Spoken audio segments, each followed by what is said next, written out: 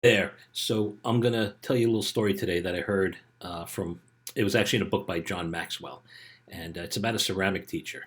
So this ceramic teacher decides that she's going to split her class in two, and she's going to have Group A and Group B. And Group A is going to be solely graded on the quality of the product that they come up with, and Group B is going to be graded solely on the quantity.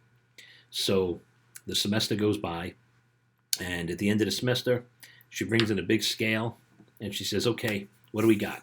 And Group B gives her 40, 50 different various pots and, different ceramic items that they weigh. And Group A only has one. So what's the moral of the story here? Who do you think won, right? Group B clearly won, right? Because they had more to produce. And why is that? Because Group A was told it was based on quality. So what did they do? They became perfectionists and decided that it had to be perfect. But the truth is, it's never perfect. We can always do better. We can always grow and learn from our mistakes. So what Group B did was they constantly kept making items, right? And as they made mistakes, they learned how to make them better over time. So they had a lot more, and maybe some of them weren't perfect, but they had quite a few of them. And over time, they got better and better. Whereas Group A, they made one item, and it took them the entire semester to make it because they were so focused on being perfect as opposed to just putting something out there, seeing what the flaws were, and getting better over time. And that applies to everything in your life, right? So if you're a teenager, right, your schoolwork, right, over time, you could sit there and try to be perfect and write the perfect paper and make sure everything's super, super perfect. It'd be up till 2 o'clock in the morning. But what does that really do, right? It just stresses you out. You don't get enough sleep. You're completely mind is just blown with school and you're tired all week and you just don't feel right.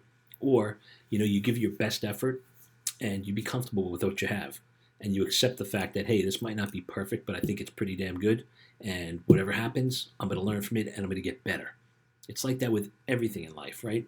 Whatever you're trying to do, whatever you're trying to accomplish, always do something. Take some type of action. What you put out might not be your best possible end result. But if you don't do anything, nothing gets done. So I'm not saying that you shouldn't care about what you do and that you shouldn't put your best foot forward. You should always put your best foot forward.